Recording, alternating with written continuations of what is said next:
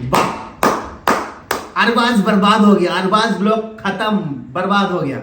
ये जो करेंसी है, जो एक लाख के नोट है ना, ये इंडोनेशिया की करेंसी। वाह, अरबाज बर्बाद हो गया, अरबाज ब्लॉक खत्म, बर्बाद हो गया।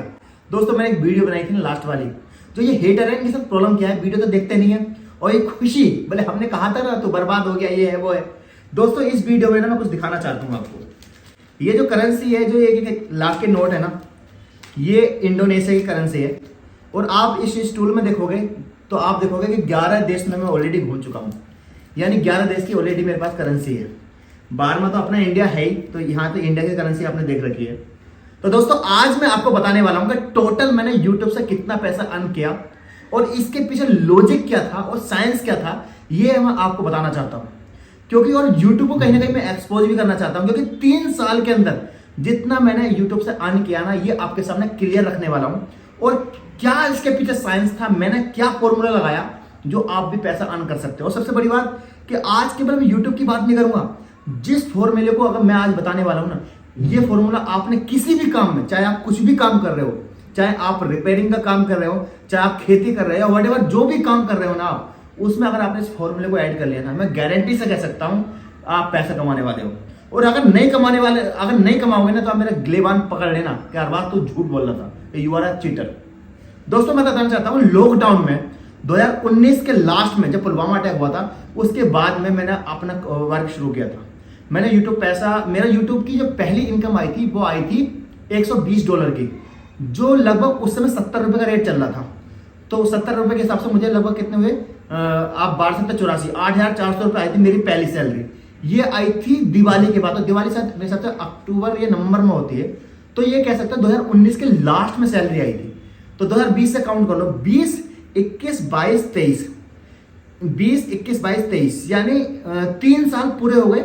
और ये चौथा साल चल रहा है, यानी 3.5 साल कह सकते हैं, क्योंकि जून चल रहा है। 3.5 साल के अंदर मैंने कितने पैसे कमाए, ये मैं आपको बताने वाला हूं। लेकिन उससे पहले मैं फॉर्मूला बताता हूं, क्योंकि फॉर्मूला मस्ट है और ये फॉर्मूला आपके हर काम में आने वाला है। आपको बताऊंगा, जब लॉकडाउन चला था कोरोना काल में, तो क्या हुआ कि 1 महीने मेरे पास अकाउंट में पैसे आए 8.5 लाख रुपए, मतलब 2-3 महीने के पैसे मेरे पास 8.5 लाख रुपए आ गए थे। क्योंकि उस समय न्यूज पर काम कर रहा था, फिलिस्तीन की न्यूज चल रही थी, इजराइल की न्यूज चल रही थी, तो उस समय चैनल बूस्टिंग पर था, मोहम्मद अरबाज ऑफिशियल, जो मेरा न्यूज वाला चैनल है। तो उस महीने के पैसे आए थे लगभग 5 लाख रुपए, और 2-3 महीने के मिलाकर के 8.5 लाख रुपए मेरे अकाउंट में थे। भाई मुझ जैसे इंसान के लिए तो 8.5 लाख रुपए एक तरह से पागल हो गया, कभी जिंदगी में 8.5 लाख रुपए नहीं देखे थे। और उस समय मैं दिल्ली में जाके नगर में रूम में रह रहा था, जब हमने 2200 रुपए का रूम ले रखा था, और उसमें हम 6 लोग रहते थे। कितने? 6 लोग। एक बंदे पर मुश्किल से आते थे 400 रुपए, क्योंकि 200 रुपए लाइट के हो गए तो 2400 रुपए, एक बंदे पर 400 रुपए आते थे। तो मेरे दिमाग में आया कि यार दिल्ली के अंदर अपना घर होना चाहिए। अगर आप आउटसाइडर हो दिल्ली से, तो आपके दिमाग में आती है कि दिल्ली में जाओ तो यार अपना घर होना चाहिए। तो मैं दिल्ली में कादरी मस्जिद के पास एक जगह देखी जो थी 45 गज की, और वहां पर फर्स्ट फ्लोर मुझे पसंद आया, जो था 13.5 लाख रुपए का, नई बिल्डिंग में बना हुआ था। तो वो 8.5 लाख रुपए मेरे पास थे। मैंने सोचा यार मैं जाऊंगा, इसे एडवांस दे दूंगा, 5-6 महीने का टाइम मिलेगा और ये हमारा फ्लैट अपना हो जाएगा। लेकिन प्रॉब्लम क्या थी कि जो 8.5 लाख रुपए आए थे ना, वो तो मेरे अकाउंट में थे, लेकिन मुझ पे बैंक का मिला करके, क्रेडिट कार्ड का मिला करके, लोगों का कर्ज मिला करके लगभग 5 लाख रुपए का कर्ज भी था मुझ पे। यानी 5 लाख रुपए का ऐसा कर्ज था कि बैंक का कर्ज था, क्रेडिट कार्ड का कर्ज था, लोगों का कर्ज था। ये कर्ज ऐसा था कि मान लो किसी के 87 रुपए निकल रहे हैं, तो मैंने 100 रुपए नोट किए उसके, कि उस पर ज्यादा जाने चाहिए, उसका 1 रुपए भी कम नहीं होना चाहिए। तो इस तरीके से लगभग हमने जब टोटल करा तो 4,93,000 रुपए का कर्ज था हमारे ऊपर। तो पहली चीज क्या आई दिमाग में, यार ये पैसे उन्हें वापस करने चाहिए। लेकिन सबसे बड़ी समस्या थी कि अगर पैसे वापस करते हैं तो हमारे पास क्या बचता है, मुश्किल से 3.5 लाख रुपए। और कैसे कैसे तो हमने कभी जिंदगी में सपना देखा, शुरू से किराए पे रहते हुए आए थे।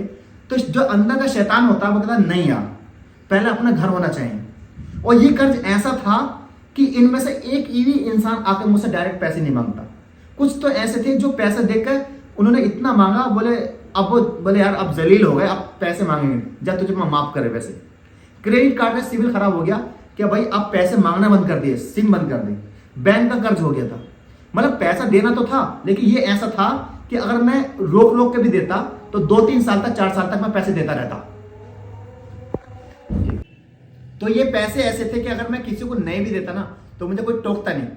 और अगर मैं उस पीरियड में मैंने बहुत सारे लोगों से सलाह ली कि मुझे क्या करना चाहिए, मुझ पर कर्ज है इतने रुपए का, मेरे पास कैश इतना है, घर मिल रहा है, तो लगभग 99% लोगों ने मुझे ये सलाह दी। जितने भी लोगों से मैंने पता किया, मान लो 10 लोगों से पता किया तो 9 लोगों ने ये सलाह दी कि अरबाज भाई घर ले लो यार अपना।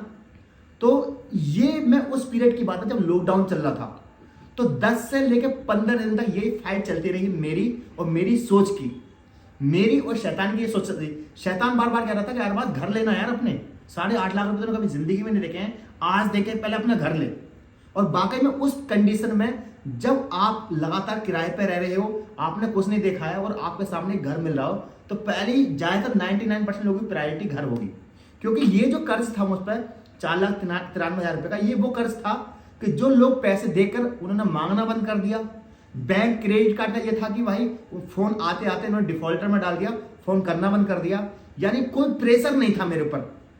तो अचानक क्या हुआ कि जब मैं लॉकडाउन जाकिर नगर में घूम रहा था तो मैंने देखा कि हमारे यहाँ रसोई ठीक खाना बनता था। तो एक दिन क्या हुआ, देखा मैंने कि पैसे की वजह से उस दिन नॉनवेज नहीं बन पाया, तायरी बनी। तो मुझे लगा कि यार आज लोग तायरी खाएंगे, और खाने वाले जो लोग खाना आ रहे थे उनकी भीड़ लग रही थी। और आपको पता है लॉकडाउन में लोगों की हालत क्या हो गई थी। अचानक मुझसे रहा नहीं गया और मैंने क्या करा, एक काम करता हूँ, 5 लाख तो जो कर्ज है वो नहीं देता हूँ, किसी एक छोटे इंसान का कर्ज देता हूँ। तो एक इंसान के 9,500 रुपये निकल रहे थे और मैंने उससे फ़ोन लगाया और मैंने उनसे बात करी। जो पैसा देकर उन्होंने मुझसे बहुत बार मांगा था और पैसे देकर के वो ये सोच चुके थे कि यार पैसा मुझे मिलेगा नहीं। आप यकीन मानो, जब मैंने उनके 9,500 रुपये दिए ना तो उन्होंने कहा अरबाज तुझे खुद को पता नहीं है कि तूने हमारी किस वक्त मदद की है। और वो जो खुशी मिली ना उसका कोई तोड़ नहीं था। आप यकीन मानिए वो मैंने पैसे दिए और ये 1.5 महीने तक चलता रहा। पैसे दूं किसी के ना दूं किसी के ना दूं, करते करते लगभग मैंने 70,000 रुपये का जो कर्ज था वो मैंने उतार दिया। अब मेरे पास जो पैसे बचे थे वो लगभग बचे थे तो मैंने 7,80,000 रुपये के आसपास, क्योंकि मेरे पास पैसे थे 8.5 लाख रुपए। अब मैंने अभी तो पैसे हैं यार, इतने पैसे में तो हम घर ले लेंगे ना, कोई दिक्कत नहीं है। लेकिन जो खुशी मिल रही थी ना लॉकडाउन में लोगों के पैसे दे करके, वो कहीं ना कहीं 8.5 लाख घर जो मिलता उससे ज्यादा खुशी थी। क्योंकि उस पीरियड में मैं लगभग 6 लोगों के पैसे दे चुका था और जो अंदर से खुशी मिल रही थी ना भाई, उसका कोई तोड़ नहीं था। और ये इतना आसान नहीं है, क्योंकि मैंने उस पीरियड में कम से कम 100 लोगों से जो मेरे अपने आसपास के थे डिस्कस किया था, उसमें से 90% लोगों ने ये कहा था अरबाज भाई घर ले लो यार। या तो फिर वो मेरी गुड बुक में रहने के लिए बोल रहे होंगे, या फिर वो माहौल ही ऐसा बन चुका दुनिया का कि भाई आपका कर्ज कितना भी हो लेकिन आप जो है शान के लिए घर ले लो। या फिर लोगों की फितरत ऐसी है कि वो कर्ज नहीं मानते। लेकिन उस पीरियड में 1.5 महीने के अंदर मैंने एक एक करके सबके पैसे दिए। और यकीन मानिए जब मैंने सबके पैसे दिए ना तो मेरे पास मात्र 3.5 लाख रुपए रह गए। और ये जो घर लेने का सपना है ना, वो सपना का चूर हो गया। और उस दिन का दिन है, आज का दिन है, आज तक मैं घर नहीं ले पाया। लेकिन यकीन मानिए जब मैंने टोटल लिस्ट करी ना तो लगभग 17-18 लोगों के पैसे थे। और जिस दिन मैंने लास्ट पैसे दिए, यानी लास्ट कर्ज था, अंदर से जो खुशी मिल रही थी ना मैं आपको बता नहीं सकता। मुझे ध्यान है एक लेडी आई, उनका उधार नहीं था लेकिन मैंने अपनी तरफ से उन्हें कुछ पैसे दिए और उन्होंने मुझसे आकर कहा कि अरबाज ये मैं आपके लिए बिरयानी लेकर आई हूँ, और आज हमारे यहाँ 21 दिन बाद बिरयानी मिली है। तो वो जो सीन था ना वो मेरे दिमाग में आज भी आता है। यानी 21 दिन तक उनके यहाँ मतलब इस तरह का खाना नहीं बना हुआ और उस पैसे से खाना बना। मैं कोई ये अपनी तारीफ नहीं बता रहा हूँ, मेरी अगर आप देखोगे तो मैंने आज तक कभी ऐसा नहीं है कि मैंने हमेशा अपनी बैड इमेज के बारे में ही सोचा है। मेरे अंदर ये चीज़ नहीं है कि मैं किसी को 2 रुपये लूँ और उसको सोशल मीडिया पर डालूँ। मैं वो कर सकता हूँ, मैंने आज तक नहीं किया। आपके सामने गवाह हो, मैंने कभी पेटीएम पे 2 रुपये नहीं मांगे किसी से, कभी किसी की हेल्प करने के बाद फोटो नहीं डाला। मैं हेल्प करता ही नहीं हूँ भाई, मैं किसी की गुड बुक में आना ही नहीं है। मेरी जो असली इम्तिहान है ना द डे ऑफ जजमेंट का है, किसी इंसान को मुझे खुश करना ही नहीं है। अब मैं बताना चाहता हूं कि वो वक्त के तौर पे मेरे पास 5 लाख रुपए खर्च हो गए, 3.5 लाख रुपए बचे। लेकिन आफ्टर 3.5 साल बाद मेरे पास पता है कितने रुपए हैं। आप ये मेरी यूट्यूब की अर्निंग देख सकते हो, इतनी क्लियरिटी से कोई यूट्यूबर शायद नहीं बताएगा। एक पे $52,000 है और एक पे लगभग $37,000 है। लगभग टोटल करोगे तो ये $90,000 के आसपास बैठते हैं। और मुझे पेमेंट मिलती थी $70 के हिसाब से, और आज $82 का डॉलर है। एक एवरेज 20 में मान लीजिए 75 रुपए, क्योंकि 70 के हिसाब से भी पैसे मिले, 82 के हिसाब से मिले, 75 मान लीजिए। इसे अगर टोटल करोगे ना तो ये बैठते हैं 67 लाख। कितने? 67 लाख।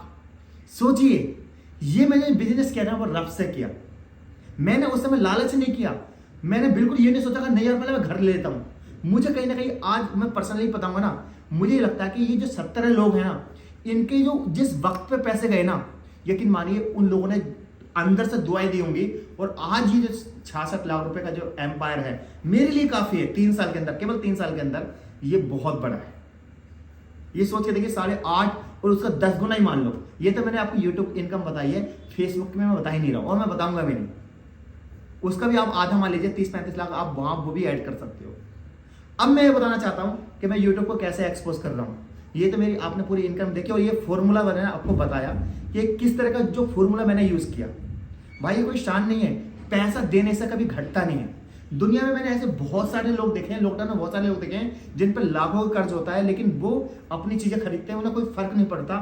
ये उस पीरियड में मेरे दिमाग में थी या किसी इंसान की डेथ हो गई या कोई इंसान भूखा सो रहा होगा, और या मैंने ऐसे भी लोग देखे किराए की वजह से वो घर खाली करके चले गए। और उस पीरियड में अगर मैं घर में रहूंगा तो मुझे नींद कैसे आएगी? पैसे से आप घर तो खरीद सकते हो, लेकिन वो नींद लेके कैसे आओगे? तो वो मैंने किया। और ये केवल यूट्यूब की बात नहीं है, मुझे लगता है कि यार रब ने ना हमारे फैसले पहले लिख दिए होते हैं। यूट्यूब तक बहाना है, ये पैसा मुझे मिलना ही था, शायद नियत के दम पर मिलना था। और ये फॉर्मूला आज मैं आपको दे रहा हूं। आपको बड़ा अटपटा लगेगा, ये अटपटा हो सकता है, लेकिन आप सोच के देखो, क्या मेरे पास कोई एक्स्ट्रा टैलेंट है? नहीं। क्या मेरे पास कोई गर्लफ्रेंड है? नहीं। क्या मेरी कोई अच्छी बॉडी है? नहीं। क्या मेरे पास लग्जरी लाइफ है? कुछ नहीं। तो आप मुझे क्यों देखते हो?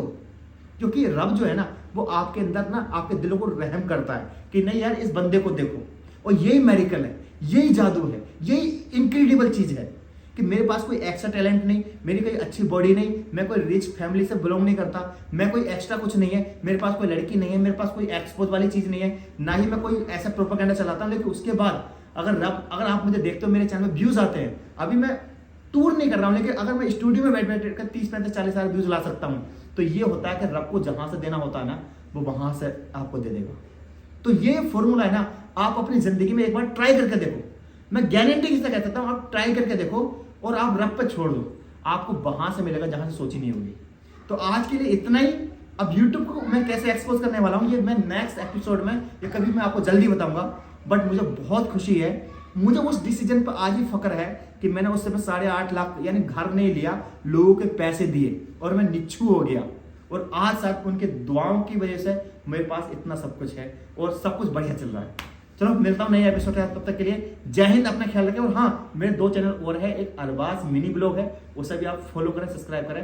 एक है मोहम्मद अरबाज ऑफिशियल, जहां पर न्यूज देता हूं, उसे भी आप जो है फॉलो सब्सक्राइब करें। और इंस्टाग्राम पर भी जाकर मुझे फॉलो करें। जय हिंद, अपना ख्याल रखें।